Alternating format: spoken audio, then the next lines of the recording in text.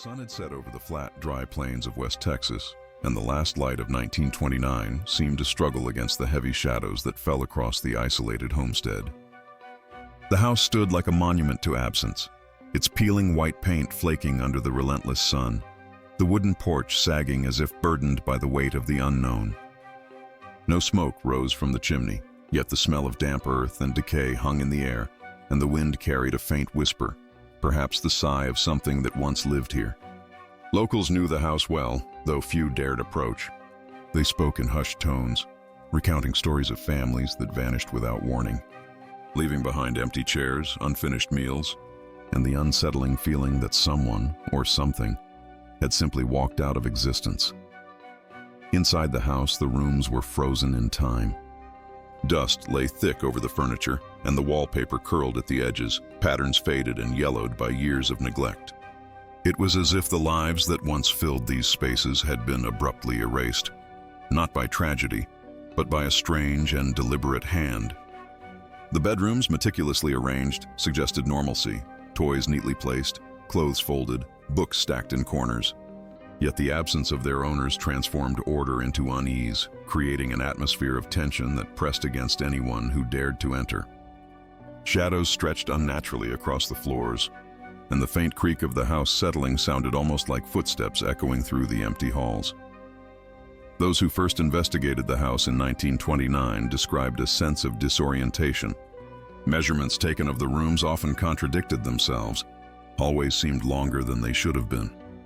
Doors opened to spaces that did not logically exist, and windows framed landscapes that seemed too distorted, too quiet, too still. Investigators, both local law enforcement and wandering journalists, recorded these oddities in meticulous journals, yet they could offer no explanation. Some speculated on structural anomalies, others whispered of the supernatural, and a few, braver or perhaps more desperate, hinted that the house itself seemed to resist being understood, as if it were a living entity determined to guard the secrets of its vanished occupants. The story of the family that had once lived here became a subject of both horror and obsession. Eyewitnesses reported strange phenomena: a rocking chair moving on its own, faint lullabies drifting through the night air, and the occasional silhouette glimpsed at a window, dissolving when approached. The family members themselves remained anonymous in every account. No names, no faces, only the knowledge that they existed once, and then abruptly did not. Researchers debated whether this was a case of mass disappearance, a tragic accident, or something that defied the laws of nature entirely. Each theory carried its own horrors: disease, crime, psychological collapse, or perhaps something that transcended human understanding. As darkness deepened across the plains, the house seemed to breathe, a quiet, almost imperceptible rhythm that set the scene for events that would be recounted for decades. The surrounding community held its breath, uncertain whether to mourn or to fear. Letters from neighbors described the chilling feeling of being watched when passing the homestead, the sensation that unseen eyes followed them through the trees, assessing, judging, and waiting. Children were warned to stay away, and elders told stories over candlelight of people simply vanishing, leaving only the echo of their last movements. Even the animals seemed to recognize the peculiar nature of the house. Horses refused to graze nearby, dogs would growl into empty spaces, and birds avoided the gnarled trees that marked the property. The very land seemed tainted with an aura of absence, a physical manifestation of a loss so complete it became a presence itself. Psychologists of the era would later note that human perception is deeply influenced by suggestion, that isolation and fear amplify even the smallest oddities into full-blown terror. But no study could fully explain the accounts of those who had seen the house with their own eyes, nor the inexplicable sensation that the vanished family had left an imprint on reality itself. Investigators who spent nights in the house recorded temperature drops, faint drafts, and shadows that defied light sources. They wrote of chairs tilting as if pushed by invisible hands and mirrors reflecting moments that no longer existed. Each diary entry, each photograph captured the ordinary as extraordinary, amplifying the terror born of absence. The house was ordinary, yet haunted, not by ghosts of the dead, but by the presence of what was no longer there, an empty vessel echoing with unanswered questions. Stories began to circulate outside Texas as well. Newspapers sensationalized the disappearance, speculating on everything from mass murder to alien abduction, yet none could substantiate claims. Scholars later suggested alternative explanations: psychological contagion, mass hysteria, or a complex criminal conspiracy. Still, the legend persisted because the tangible evidence remained undeniable. The house, frozen in time, a silent witness to the disappearance, its floors creaking under the weight of history and silence. To this day, the house at the edge of the plains stands as both warning and puzzle. Its emptiness is more than absence. It is a statement, a riddle etched in wood, plaster, and dust. And for anyone who gazes upon its cracked windows and sagging porch, the question remains, lingering in the thin, dry air of Texas: what became of those who lived there? And does the house itself hold the answer? Or is it waiting, patient and watchful, for the next story to unfold within its silent walls? The tale of the house where everyone disappeared is more than a local legend. It is a meditation on the fragility of life, the depths of human fear, and the mysteries that linger in abandoned spaces. Its story invites you to step closer, to listen for the whispers in the walls, and to consider what it truly means to vanish. Texas in 1929 was a land of contrasts, a place where the modern world brushed against deep-rooted rural traditions. Small towns and isolated homesteads dotted the plains, each family bound by tight-knit communities, shared labor, and an unspoken code of self-reliance. Electricity was still a luxury in many areas, and automobiles were sparse.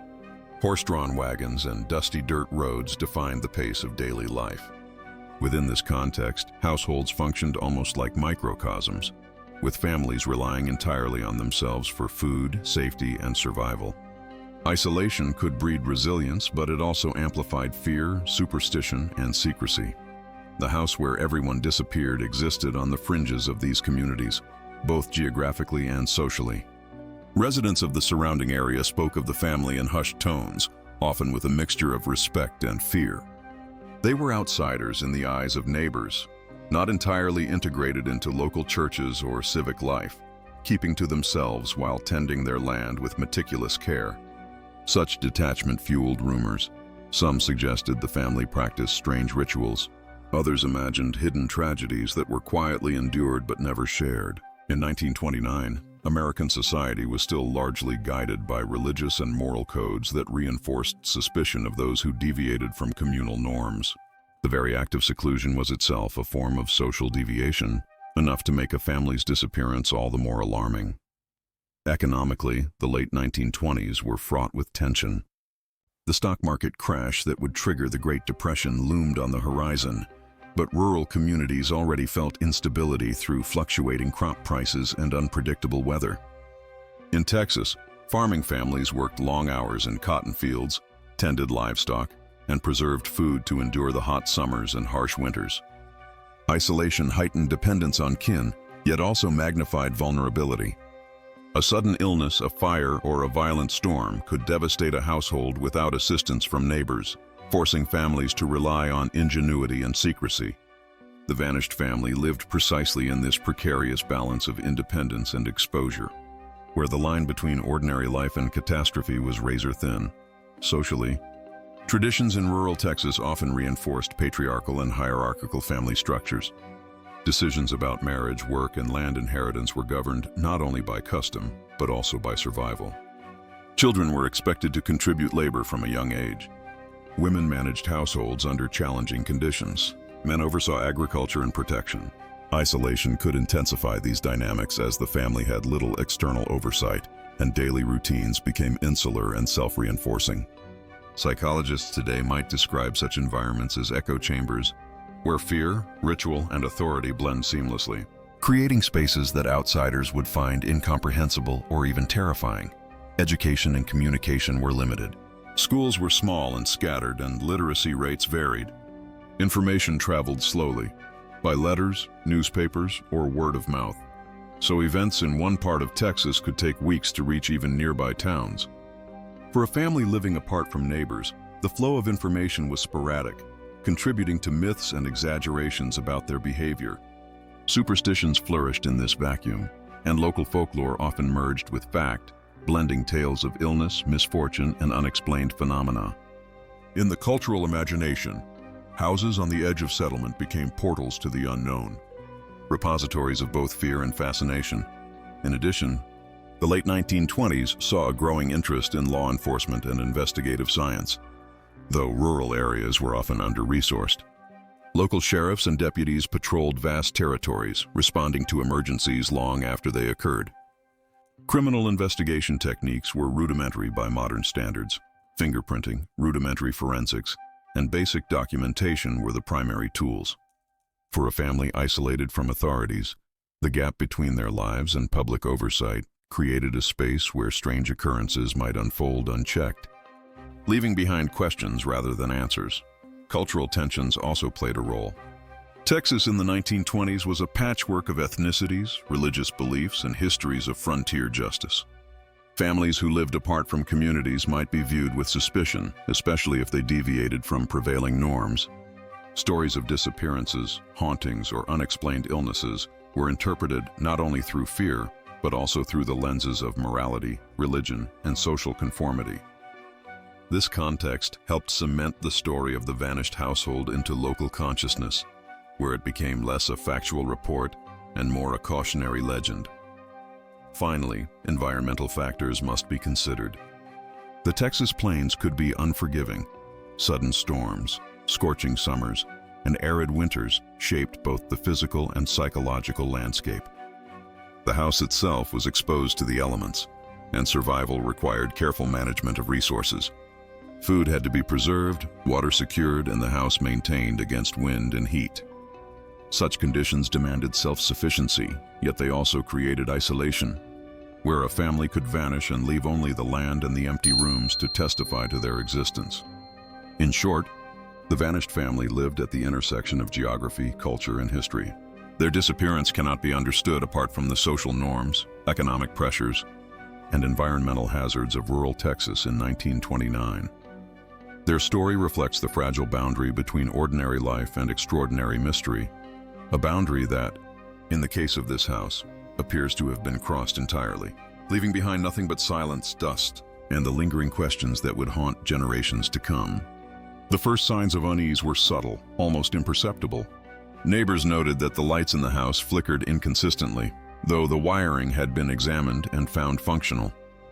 The front gate, once sturdy, was discovered wide open on several mornings despite locks being engaged the night before. Horses tethered nearby refused to approach, stamping hooves nervously and whinnying at shadows that no one else seemed to notice.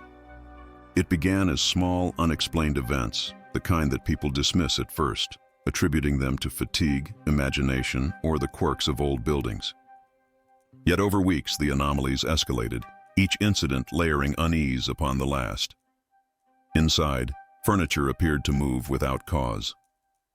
A rocking chair would tilt back and forth gently in an empty room. A cupboard door swung wide, revealing neatly stacked dishes that looked as if someone had just touched them. Investigators who dared to spend the night reported hearing the soft scrape of footsteps in the hallways, slow and deliberate. Yet when they checked, the rooms remained empty. Items that had been left on tables or shelves the previous day were found in different locations, arranged as though unseen hands had moved them. One early evening, a visitor recalled seeing a shadow at the top of the stairs, tall and still, only for it to vanish when approached, leaving the observer questioning their own senses. More dramatic incidents followed. Doors slammed shut during calm weather, windows rattled violently without wind, and once, a mirror shattered spontaneously, scattering fragments across the floor. In one of the bedrooms, a diary was discovered lying open, its pages written in a hurried, uneven scrawl that suggested fear or urgency. Yet the words were fragmented and incomplete, detailing routines and meals as if nothing was wrong, until the final entries dissolved into smudged ink and torn paper, as if the act of disappearance itself had erased comprehension. Animals, too, reacted violently. Dogs howled and growled at unseen presences, scratching at walls and refusing to enter certain rooms. Birds perched on nearby trees refused to move, their silence unnerving in the open air of the plains. The house seemed to exert influence over all life within a close radius, an invisible aura of tension that left observers shaken. Visitors often left prematurely, citing a growing dread that could not be rationally explained. Then came the most disturbing reports. A neighbor recounted hearing faint voices at odd hours, whispers, muffled conversations, sometimes laughter. The voices did not seem to belong to any single person, but rather a chorus of varying tones. On one occasion, a lantern was discovered in the yard, still warm, as if someone had carried it there recently, though no tracks led to or from the spot. Windows reflected figures standing behind the glass that disappeared when approached, and shadows moved against the natural direction of light. Even the investigators could not ignore these phenomena, their trained skepticism challenged by experiences that defied conventional explanation. Objects left behind took on an uncanny significance. Plates of food sat untouched, yet appeared freshly arranged, chairs tilted as if someone had just risen, and beds were perfectly made, as if anticipating sleep. Clothing hung in closets, neatly folded, yet the smell of human presence lingered faintly in the air. Photographs on the walls depicted smiling faces, happy families, reminders of ordinary life now contrasted starkly against the total absence of the living. It was this dissonance, the collision of normalcy and void, that imbued the house with its chilling atmosphere. Local law enforcement attempted a more structured investigation. They mapped the house, recorded anomalies, and interviewed nearby residents extensively. Yet each account conflicted in minor but significant ways, contributing to a sense of chaos and confusion. One witness described the front door opening and closing by itself, while another swore they had seen the same door locked from the inside at precisely that moment. Measurements of rooms contradicted earlier surveys. Hallways seemed longer in the dark than in daylight, and the sound of movement echoed inconsistently, as though the house itself were playing tricks on perception. Psychologists who later studied these reports considered explanations ranging from group hysteria to environmental factors affecting cognition. Drafts creating temperature fluctuations, settling floorboards producing noise, or low-frequency sounds inducing unease.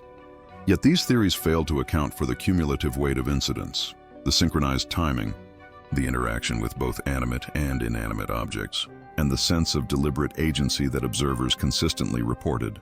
The house behaved as if it retained memory, awareness, and intent, a living entity orchestrating the disappearance of its occupants and the manipulation of anyone who entered. Thereafter, one of the most chilling accounts involved the discovery of a single chair at the center of the parlor. Investigators reported feeling an oppressive presence as they approached, a heaviness in the air that pressed against their chests. Some described a sensation of being watched, eyes unseen but undeniable. When one officer reached out to touch the chair, the temperature dropped dramatically, frost forming on the edges of the wooden arms. Retreating, he claimed to hear a voice whisper his name, yet no one else was present. These incidents, when combined, formed a tapestry of dread that has rarely been matched in documented cases. Each episode, seemingly minor on its own, wove into a broader narrative of systematic disappearance and lingering presence. The house at the center of these events did not merely witness, it participated, exerting influence over time, space, and perception. The very architecture seemed to conspire with the unknown, a vessel of both history and horror, preserving the last echoes of a family gone without a trace. By the end of the summer of 1929, no definitive cause had been established. Residents whispered of curses, scientific anomalies, or unexplained phenomena. Scholars speculated on environmental, psychological, or criminal explanations, yet none could fully rationalize the events. The house remained, and with it, the enduring question. Where did the family go, and why had the house chosen to leave the world so unsettled, so palpably haunted by absence? When news of the disappearance reached the nearby towns, reactions were a mixture of fear, fascination, and disbelief. Local families speculated endlessly, their conversations punctuated by nervous laughter or whispered warnings. Some claimed that the family had been cursed, punished for transgressions known only to the land itself. Others suggested a more sinister explanation, that the family had been victims of foul play, perhaps an unsolved crime that authorities were reluctant or unable to investigate fully. In small communities where everyone knew each other, the sudden erasure of an entire household was both terrifying and incomprehensible. Letters and telegrams between towns reflected the growing concern. Relatives, neighbors, and journalists alike questioned the events, offering differing narratives that often contradicted one another. One letter from a distant cousin described seeing the family's belongings perfectly arranged, yet smelling faint traces of smoke and rot, as though someone or something had been there recently. Another recounted footsteps echoing through empty hallways, voices murmuring in rooms long vacated. These reports contributed to the sense of mystery and fed into the folklore that was rapidly forming around the house. Newspaper coverage oscillated between sensationalism and investigative reporting. Local papers carried the story with bold headlines, speculating on cults, secret societies, or other dark forces at play. Journalists interviewed residents, piecing together fragmented accounts, yet many admitted the facts were scarce and inconsistent. Some reports focused on the supposed supernatural elements, shadows moving independently, strange lights in the windows at night, while others highlighted the practical impossibility of vanishing without a trace. The press, intentionally or not, amplified the horror, embedding the story deep within the collective consciousness of the region. Medical and psychological opinions were also sought. Physicians of the era were limited in their understanding of human behavior, yet some suggested that mass hysteria, collective delusion, or acute psychological trauma could explain the events. They speculated that prolonged isolation combined with fear could induce hallucinations or create compelling misperceptions, affecting both the family and those who observed the home afterward. Others suggested environmental factors, gas emissions from the soil, mold, or other natural toxins might have influenced behavior. Though no concrete evidence was found, religious leaders in the community interpreted the events through the lens of morality and faith. Pastors delivered sermons emphasizing divine judgment, moral decay, or the need for vigilance against evil influences. They framed the disappearance as both warning and lesson, cautioning parishioners about the consequences of straying from accepted social norms. These interpretations were influential. In a time when church attendance shaped communal identity, spiritual readings often carried as much weight as factual reports. Neighbors exhibited a range of behaviors. Some avoided the house entirely, refusing to approach even during the day. Others, driven by curiosity or obligation, attempted to explore the property, only to report feelings of intense unease or fleeting glimpses of movement. Children were warned to stay away, and adults whispered tales of shadows that followed them home or footsteps that seemed to echo their own. This mix of fear, superstition, and fascination reinforced the house's reputation as a locus of mystery and dread. Scientific authorities remained skeptical, but could offer little explanation.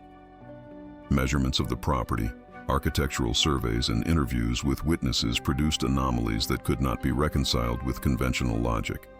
The discrepancies, hallways appearing longer than measured, objects moving without apparent cause, shadows that defied natural light, left investigators without firm conclusions. While the community interpreted these as supernatural or moral signs, experts leaned toward the possibility of misperception amplified by fear and expectation. Yet even skeptics could not deny the consistency and intensity of eyewitness accounts. Psychologically, the incident demonstrated the human need to explain the unexplainable. People projected fears, cultural beliefs, and moral frameworks onto the empty house, transforming absence into a tangible entity of dread. In small communities, rumors spread quickly, and stories became self-reinforcing. The more one spoke of shadows and whispers, the more those reports shaped perception. This collective consciousness transformed a missing family into a living legend, with the house itself as the protagonist of a story that grew increasingly dark with each retelling. Ultimately, the reactions of society were layered. They were fear, speculation, and empathy, fascination, condemnation, and moralizing. The house where everyone disappeared became more than a physical structure. It was a mirror reflecting the anxieties, curiosities, and superstitions of a community grappling with a reality it could neither understand nor control. In this mixture of rational inquiry and imaginative speculation, the story of the vanished family endured, haunting the landscape, the newspapers, and the memories of those who lived nearby. Night had fallen over the plains of Texas, casting the house in near-complete darkness. Only the faint glow of a waning moon lit the outline of the sagging roof and the skeletal trees surrounding it. The wind whispered across the empty fields, carrying with it a sound that some claimed was the faint echo of distant footsteps. Those who had ventured near the property spoke of an oppressive heaviness in the air, a sensation that pressed against the chest, as though the house itself exhaled in anticipation. On this particular night, a group of investigators decided to enter, determined to uncover the truth behind the disappearing family, unaware that what awaited them would defy expectation. Upon entering, the house immediately seemed alive. Floors creaked underfoot, yet no other weight accompanied them. Shadows clung to corners, moving subtly, almost deliberately, as if tracking each person's motion.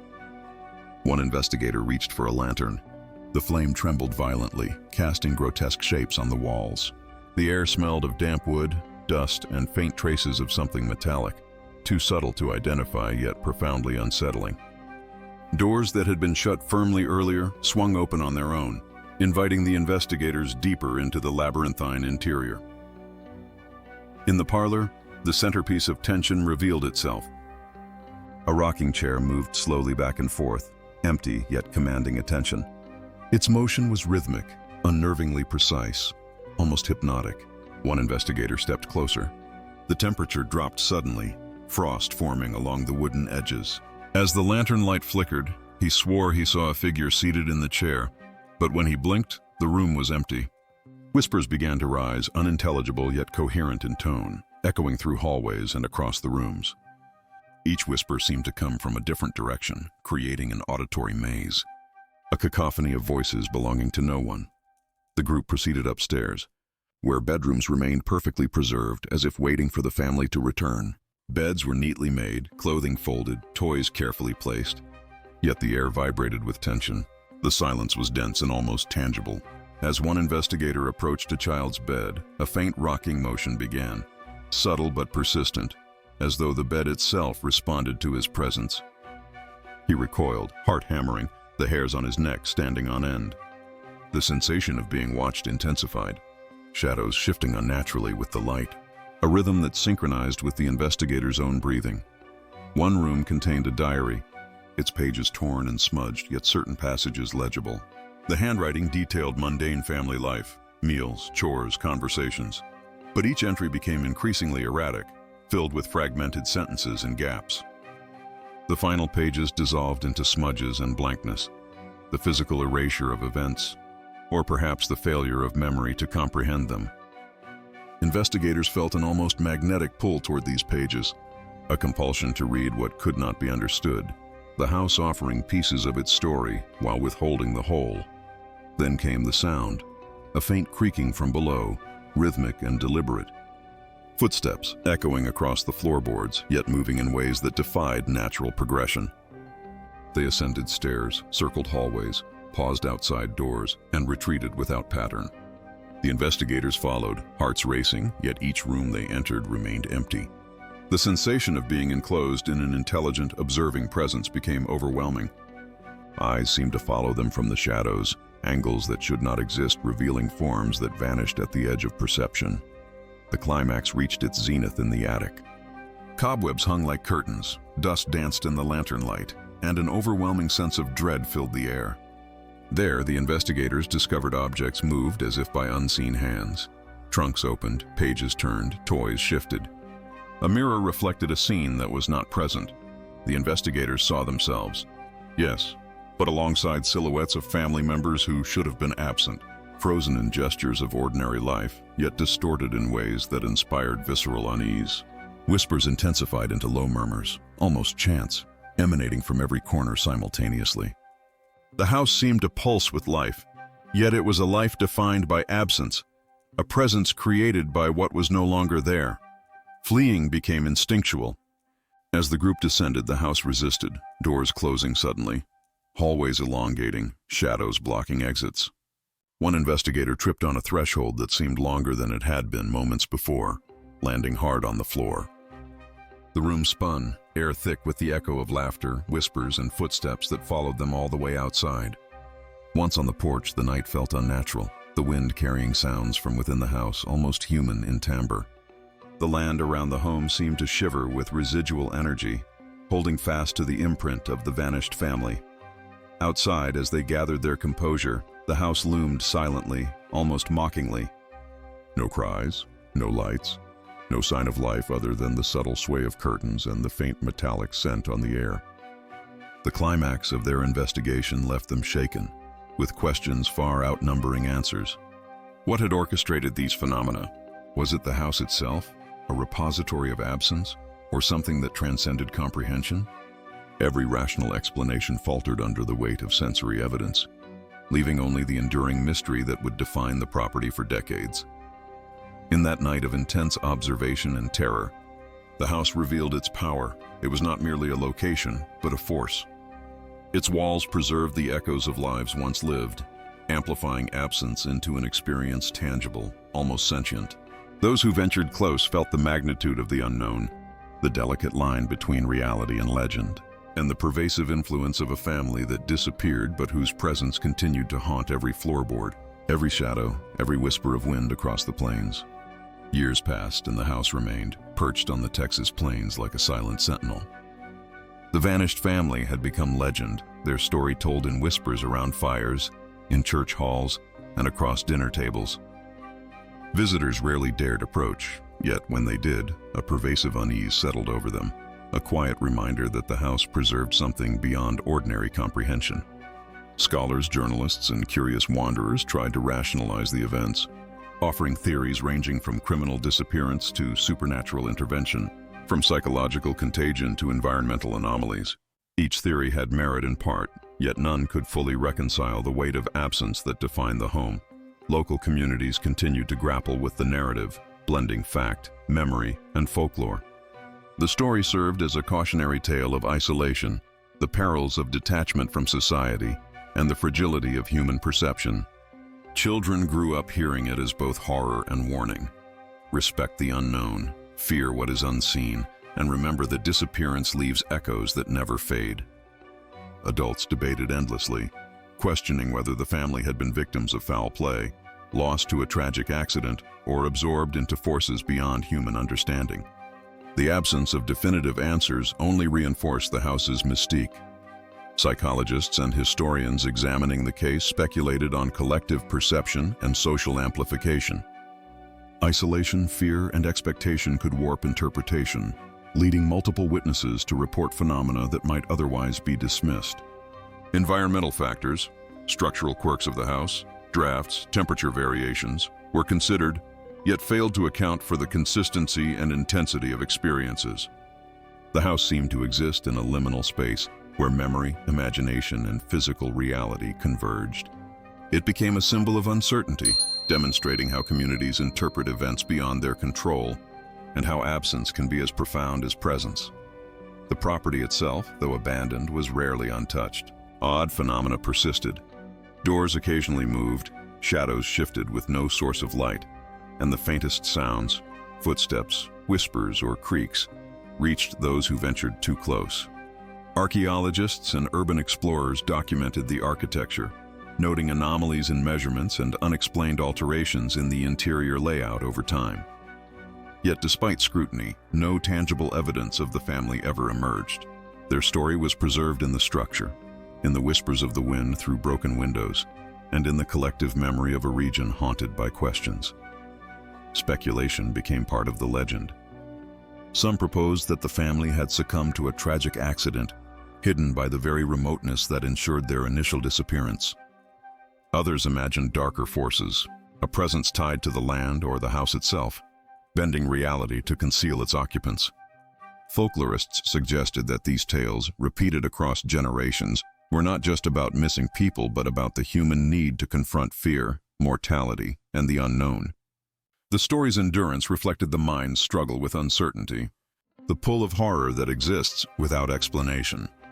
The house became a psychological mirror, reflecting the anxieties of every visitor.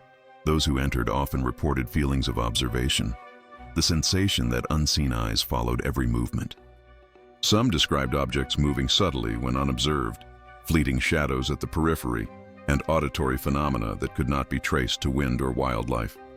Even skeptics admitted to a sense of unease, recognizing that absence could feel deliberate, that a void could assert itself as powerfully as a presence. It was a haunting defined not by overt violence, but by silence and the manipulation of expectation. In the broader historical context, The vanished family exemplified the vulnerabilities inherent to rural isolation in early 20th century America. Limited communication, dependence on local networks, and environmental exposure all contributed to the plausibility of such disappearances.